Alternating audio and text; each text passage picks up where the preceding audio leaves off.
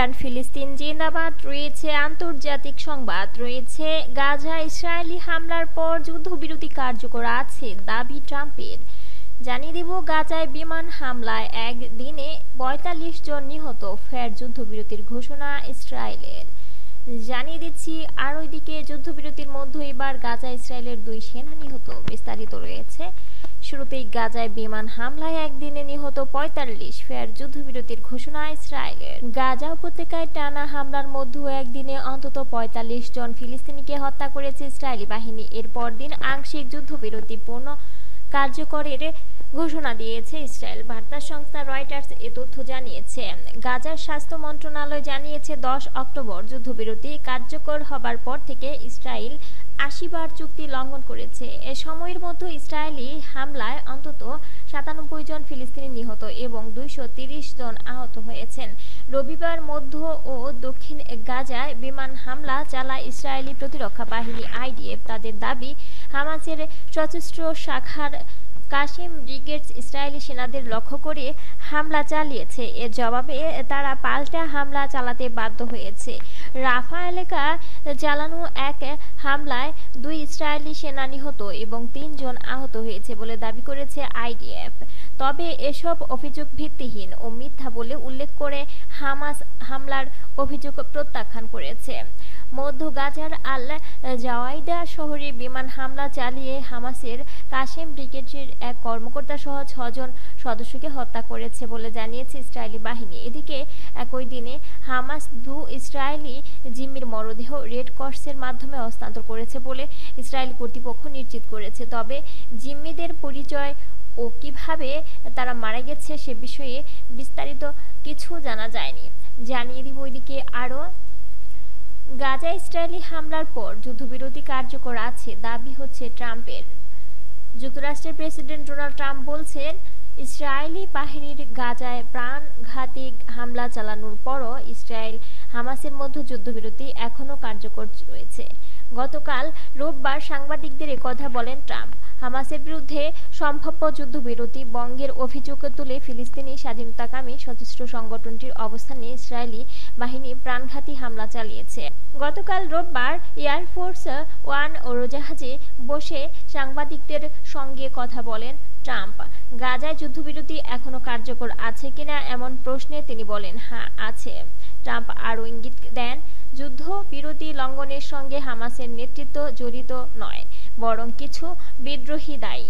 Israel বলছে তারা গতকাল হামাসের অবস্থান হামলা চালিয়েছে, এরপর আবার গাজায় যুদ্ধবিরতি কার্যকর করতে শুরু করেছে।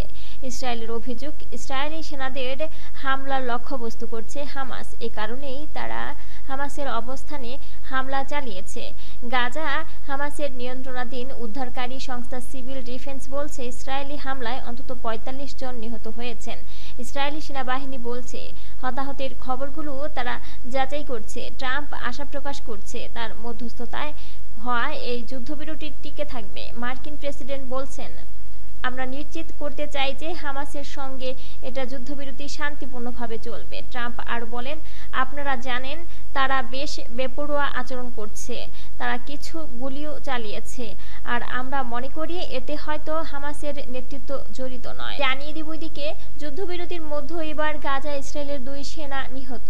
ইসরায়েলি সেনাবাহিনী জানিয়েছে, দক্ষিণ গাজায় লড়াই চলাকালে তাদের ২ সেনা নিহত হয়েছে। নিহতরা হলেন মেজর ইয়ানিপ কোলা ও স্টাফ সার্জেন্ট ইতাই ইয়াবেটস। রবিবার একাধিক হামলার পর হামাসের বিরুদ্ধে যুদ্ধবিরতি ভঙ্গের অভিযোগ তুলে ইসরায়েলি সেনাবাহিনী মধ্যপ্রাচ্য ভিত্তিক সংবাদ মাধ্যম আরব নিউজ তাদের এক প্রতিবেদনে এ খবর জানিয়েছে। খবরে বলা হয়, যুদ্ধবিরতি কার্যকর হবার পর এটাই প্রথম ইসরায়েলি সেনা হস্তান্তরের ঘটনা। টাইমস অফ ইসরায়েল জানায়, ইসরায়েলি সামরিক বাহিনীর এক বিবৃতিতে বলা হয়, যুদ্ধবিরতি লঙ্ঘনের অভিযোগে গাজায় যুদ্ধ বিমান, অন্যান্য আকাশযান ও আর্টিলারি হামলা চালানো হয়েছে। হামলার লক্ষ্যবস্তুগুলোর মধ্যে ছিল অস্ত্রভান্ডার ও ফিলিস্তিনি সশস্ত্র গোষ্ঠীগুলোর ব্যবহৃত সামরিক অবকাঠামো। দেশটির সেনাবাহিনী দাবি করেছে, হামাসের ব্যবহৃত একটি সুড়ঙ্গকেও 120টি রকেট দিয়ে লক্ষ্যবস্তু করা হয়েছে।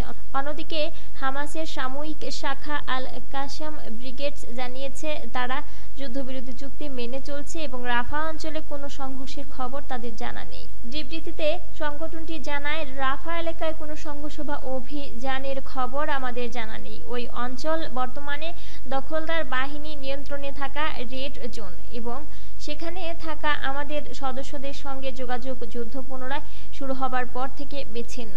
ইসরায়েলি বাহিনী রাফা হামলার বিষয়টি নিশ্চিত করেছে এবং অভিযোগ করেছে যে হামাস তাদের সেনাদের লক্ষ্যবস্তু করছে। ইসরায়েলি সেনাবাহিনী জানায়, আইডিএফ যুদ্ধবিরতি চুক্তি রক্ষা করতে বদ্ধপরিকর, তবে এর যে কোনো লঙ্ঘনের জবাব কঠোরভাবে দেওয়া হবে।